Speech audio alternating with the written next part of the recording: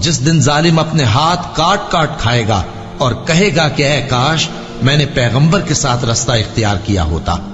हाय शामत, काश मैंने फलां शख्स को दोस्त न बनाया होता, उसने मुझको किताब नसीहत के मेरे पास आने के बाद बहका दिया।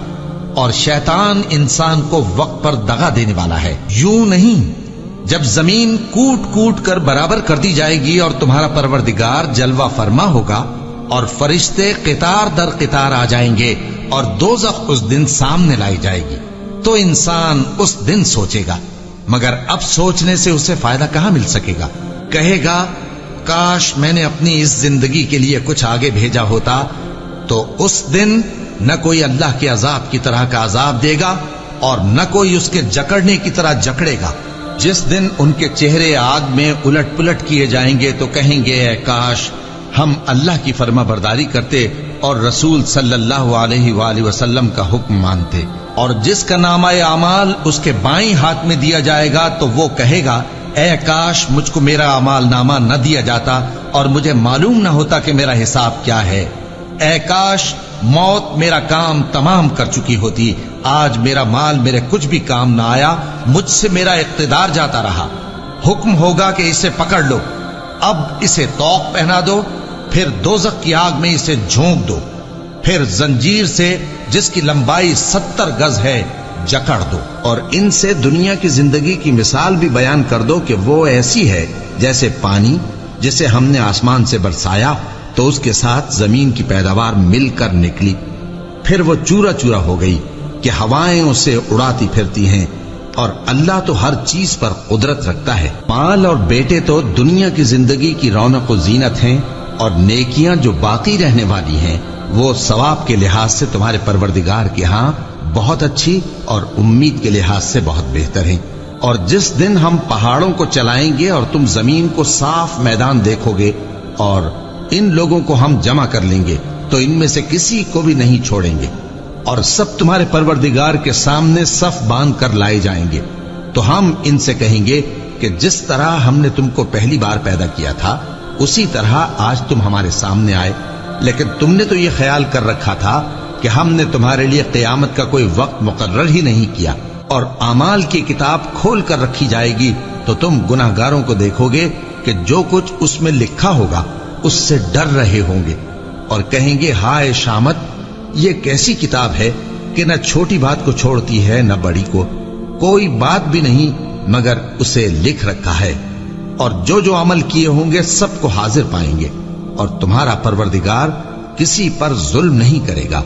काश तुम इनको उस वक्त देखो जब ये दोज़ख के किनारे खड़े किए जाएंगे और कहेंगे कि ऐ काश हम फिर दुनिया में लौटा दिए जाएं ताकि अपने परवरदिगार की आयतों की तकजीब न करें और मोमिन हो जाएं। हाँ, ये जो कुछ पहले छुपाया करते थे आज इन पर जाहिर हो गया है, और अगर ये दुनिया में लौटाए भी जाएं तो जिन कामों से इनको मना किया गया था वही फिर करने लगे। कुछ शक नहीं कि ये झूठे हैं और कहते हैं कि हमारी जो दुनिया की जिंदगी है बस यही जिंदगी है और हम मरने के बाद फिर जिंदा नहीं किए जाएंगे। और काश तुम इनको उस वक्त देखो जब ये अपने परवरदिगार के सामने खड़े किए जाएंगे, वो फरमाएगा क्या ये दोबारा जिंदा होना बरहक नहीं? तो कहेंगे क्यों नहीं, हमारे परवरदिगार की कसम बिल्कुल बरहक है। अल्लाह फरमाएगा अब कुफ्र के बदले जो दुनिया में करते थे अजाब के मजे चखो। जिन लोगों ने अल्लाह के रूबरू हाजिर होने को झूठ समझा वो घाटे में आ गए, यहां तक कि जब उन पर क़यामत नागहां आ मौजूद होगी तो बोल उठेंगे कि हाय उस कोताही पर अफसोस है जो हमने क़यामत के बारे में की। और वो अपने अमाल के बोझ अपनी पीठों पर उठाए हुए होंगे, देखो जो बोझ ये उठा रहे हैं बहुत बुरा है। और दुनिया की जिंदगी तो एक खेल और मशगला है, और बहुत अच्छा घर तो आखिरत का घर है, यानी उनके लिए जो अल्लाह से डरते हैं। क्या तुम समझते नहीं? ये लोग इसी तरह गफलत में रहेंगे यहां तक कि जब इनमें से किसी के पास मौत आ जाएगी तो कहेगा कि ऐ परवरदिगार मुझे फिर दुनिया में वापस भेज दे ताकि मैं उसमें जिसे छोड़ आया हूं नेक काम किया करूं। हरगिज नहीं, ये एक ऐसी बात है कि वो इसे जबान से कह रहा होगा और इसके साथ अमल नहीं होगा। और उनके पीछे बरज़ख है जहां वो उस दिन तक के दोबारा उठाए जाएंगे रहेंगे। फिर जब सूर फूंका जाएगा तो न तो उनमें कराबतें रहेंगी और न एक दूसरे को पूछेंगे। तो जिनके अमाल के बोझ भारी होंगे तो वही कामयाब हैं, और जिनके बोझ हल्के होंगे वो लोग हैं जिन्होंने अपने आप को खसारे में डाला, हमेशा दोज़ख में रहेंगे। आग उनके चेहरों को झुलस देगी और वो उसमें बदशक्ल हो रहे होंगे। क्या तुमको मेरी आयतें पढ़कर नहीं सुनाई जाती थीं? फिर तुम तो उनको झुटलाए ही जाते थे।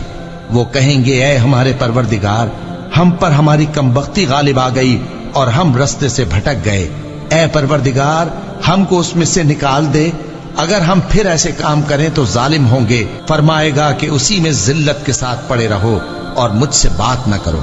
मेरे बंदों में एक गिरोह था जो दुआ किया करता था कि ऐ हमारे परवरदिगार, हम ईमान लाए तो तू हमको बख्श दे और हम पर रहम फरमा, और तू सबसे बेहतर रहम करने वाला है।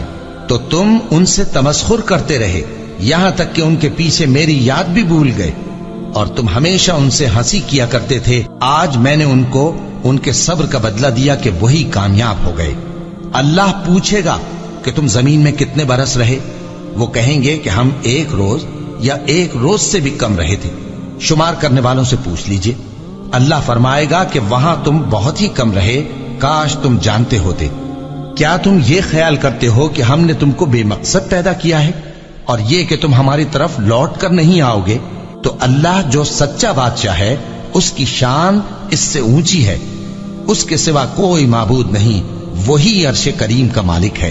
ऐ पैगंबर, मेरी तरफ से लोगों को कह दो कि ऐ मेरे बंदो, जिन्होंने अपनी जानों पर ज्यादती की है, अल्लाह की रहमत से नाउम्मीद न होना। अल्लाह तो सब गुनाहों को बख्श देता है। बेशक वही तो है बड़ा बख्शने वाला, बड़ा मेहरबान। और इससे पहले कि तुम पर अजाब आ वाक़े हो, अपने परवरदिगार की तरफ रुजू करो और उसके फर्माबरदार हो जाओ, वरना बाद में तुमको मदद नहीं मिलेगी।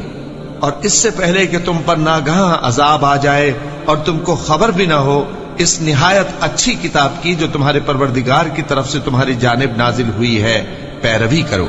ऐसा न हो कि उस वक्त कोई शख्स कहने लगे कि हाय, उस कोताही पर अफसोस है जो मैंने अल्लाह का हक मानने में की, और मैं तो हंसी ही करता रहा। या ये कहने लगे कि अगर अल्लाह मुझको हिदायत देता तो मैं भी परहेजगारों में होता।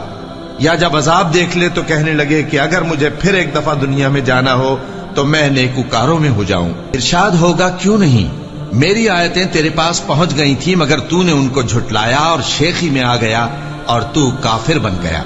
और ऐ मुखातब, जिन लोगों ने अल्लाह पर झूठ बोला, तुम क़यामत के दिन देखोगे कि उनके चेहरे स्याह हो रहे होंगे। क्या तकब्बुर करने वालों का ठिकाना दोज़ख में नहीं है? और जो परहेजगार हैं, उनकी कामयाबी के सबब अल्लाह उनको नजात देगा, न तो उनको कोई तकलीफ